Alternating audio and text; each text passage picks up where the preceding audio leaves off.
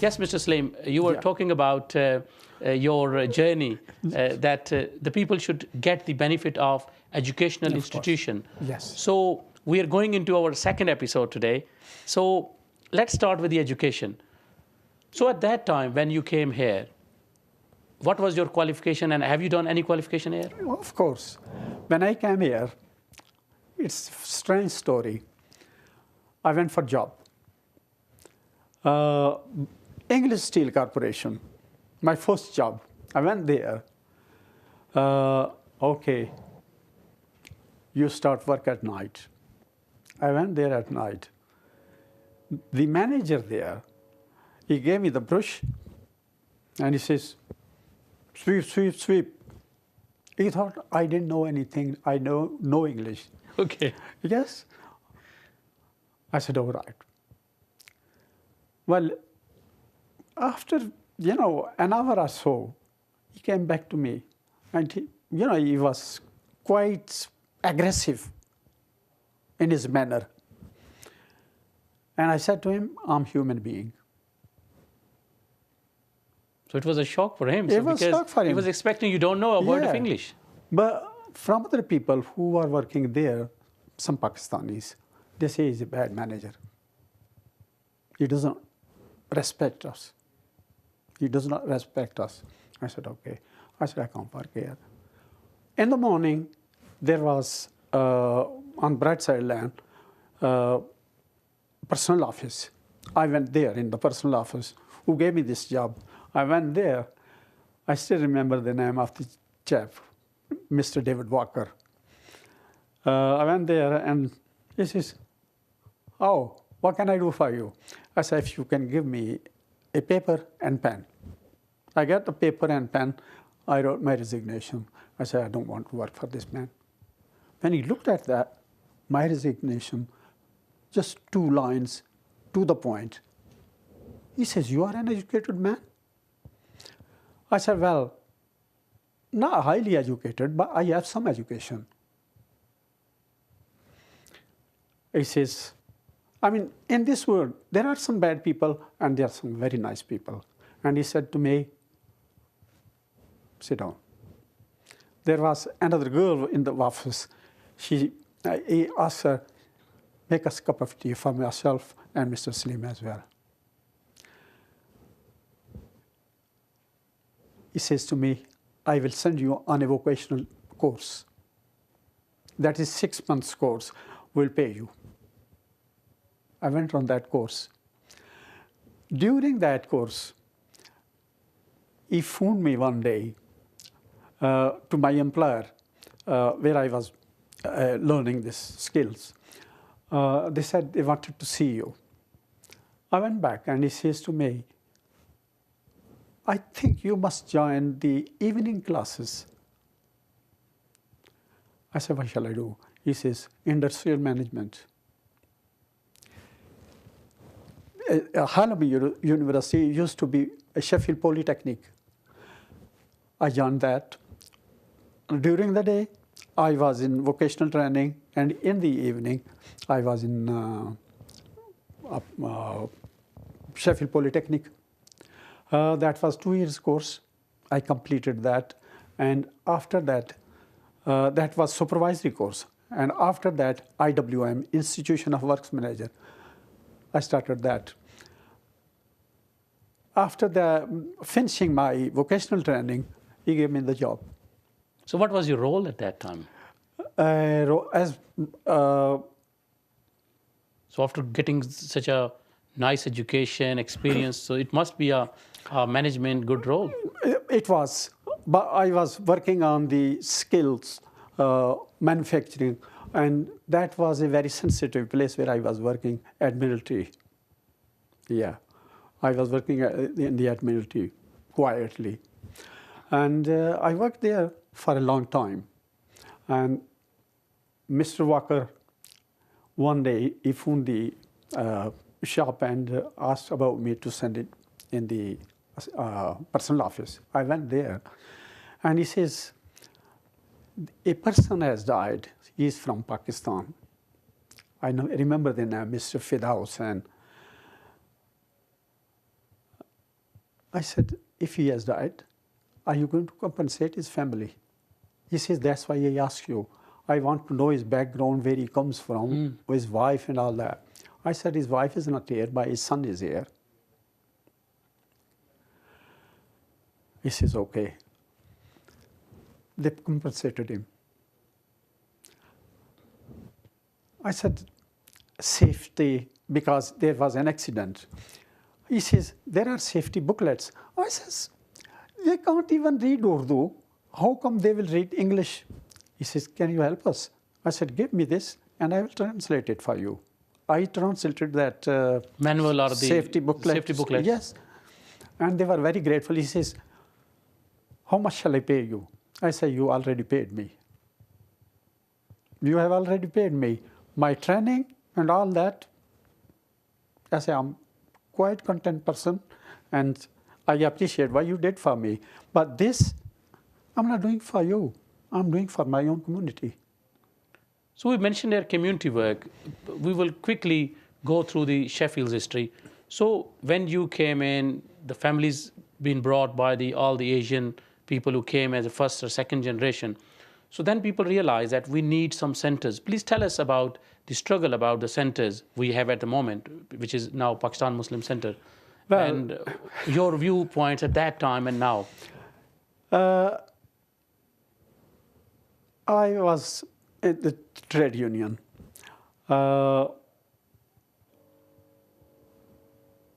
My friend George, he was the convener.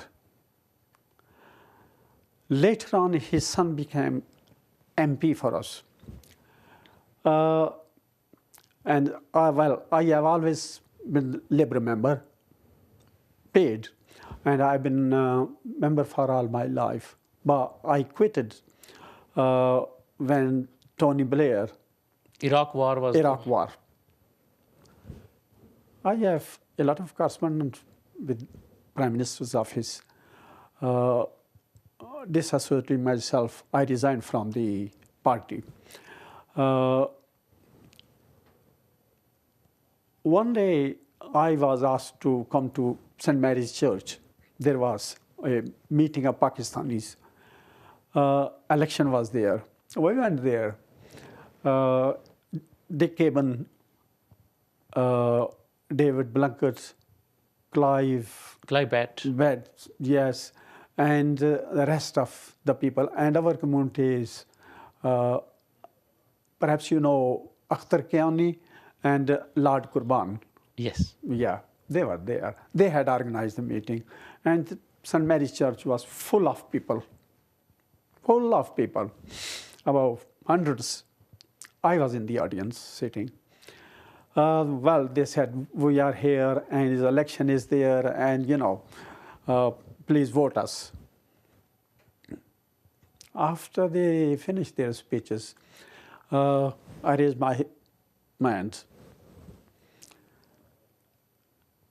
Our friends, they said, well, Salim Saab, some other time.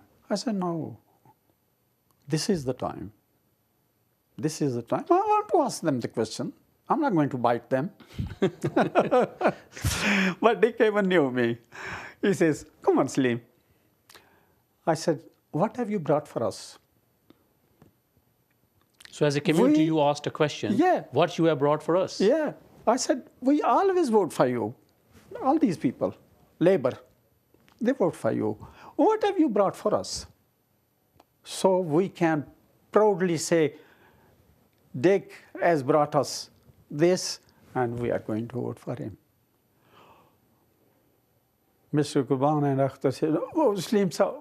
I said, but the whole hall, they stood up and says, what is Brother Salim saying? He is speaking for us, and he will speak for us. You sit down. Dick Caban said, I want to. What do you want? I said, you must have some knowledge. Now, what are our needs?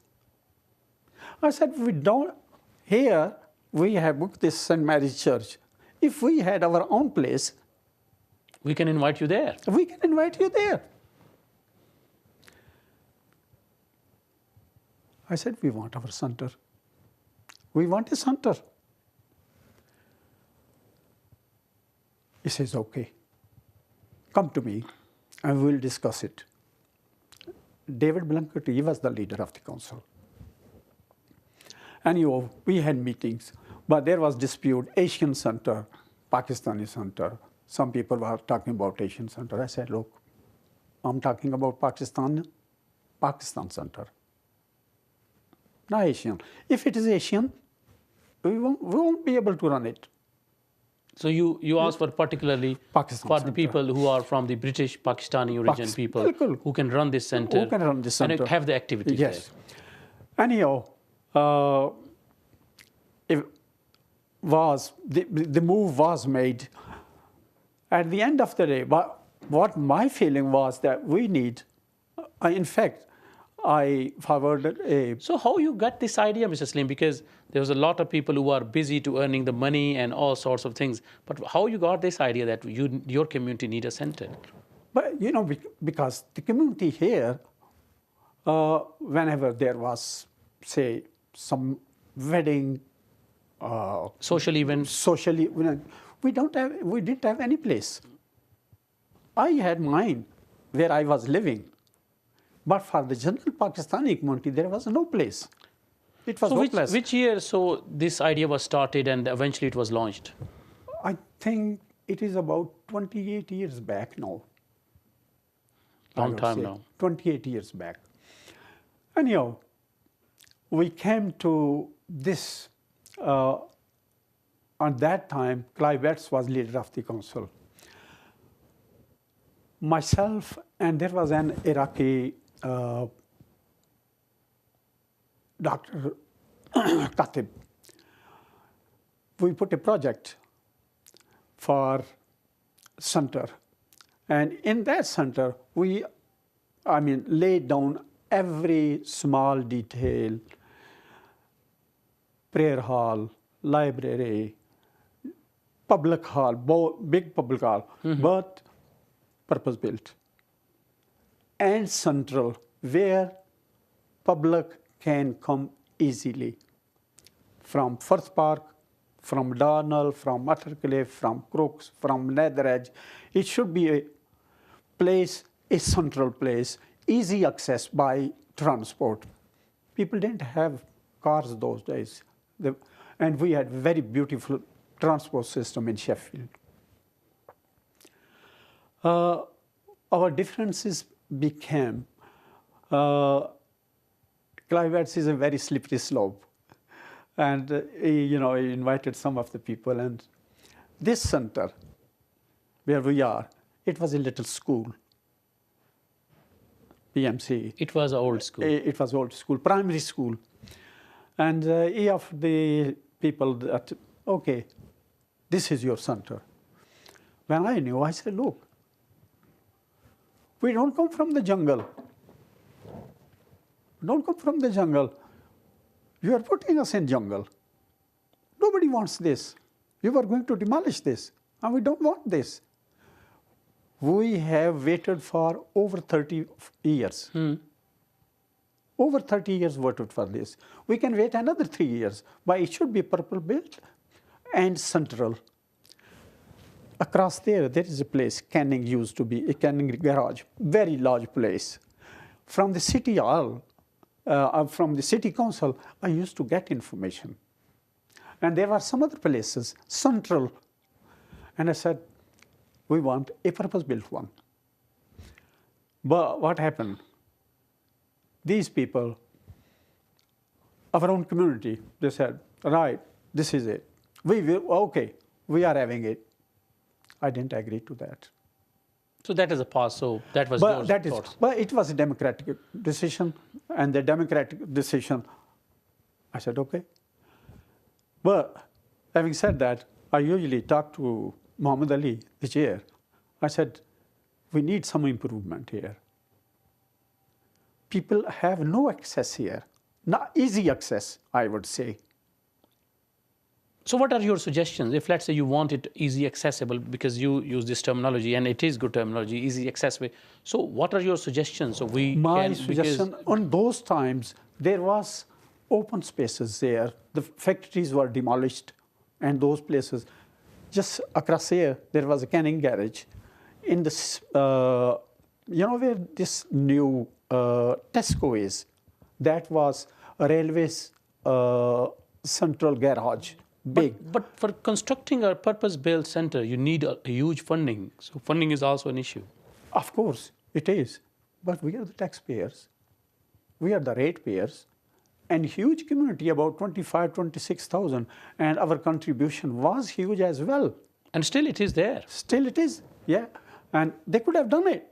Well, for this center, they are paying $500,000, $500,000. With $500,000 or $1 million, we could have built a new center. We are having a beautiful conversation, but there is always restraint, which is a time. Yes. What is your message, Mr. Salim, for our viewers who are watching us today? Because we have the viewers all over the world. So what is my message to the viewers, especially youngsters, education, education, and education. And for the parents, please persuade your kids to go for education, support them. And when they are in school, go in the parents' evening and check what they are doing. When they come home, check the homework, whether they are doing the homework or not. My wife, she's not educated. But when my kids, my nephews, they come home, write homework. Mom, homework, sit down. She will do it. That's the example. She will do it. And I myself, I ended up in court, court officer, with that background, with that education. In Pakistan, I was customs. So at the end, I know it's a very interesting question. Please tell about your village. What is the name of your village in Pakistan? My village is eastern part of Gujar Khan. My Gujar Khan is my Tahsil city, and my village name is Bhattiyan. It's near Rawalpindi, we may say. Rawalpindi is famous. Yeah, well, near Gujar Khan. Gujar Khan? Yeah, near Gujar Khan. And but district Rawalpindi? District, yeah. I'm a Pindi man, yes. In these days in politics, there is a lot of talk about the Pindi boys, but we are Pindi men here today. Yes, well, but, it's all my family know when Pakistan was created, we were going on foot 3 to 4 miles to the school. And we got our education there. We built our school because there were no schools. There were no schools at all. High school, only primary schools. And those primary schools, where were they? In my courtyard or your courtyard. There was no public purpose-built schools there in those days. Our high school, we built it. And, I always pray for my headmaster. God bless him, Malik Bostan Khan. That man had the vision, and he built the high school, Qaziyan High School. That is the founder of that school. And we studied there, and our matriculation was there. And then we came out with pride that now, on those days, we used to go on foot. Now, our village, we have everything in our village with self-help. All the kids who go to school go on the Suzuki's, cars, and all that. Every little boy and the big boys, they all go to the school in the transport. They don't have to walk like us. And that is the biggest achievement in Pakistan. I mean, here we talk, there is no education. No, there is education.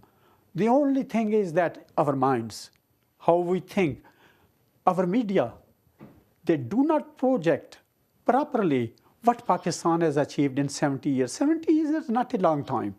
It is just a small time for a nation to be built.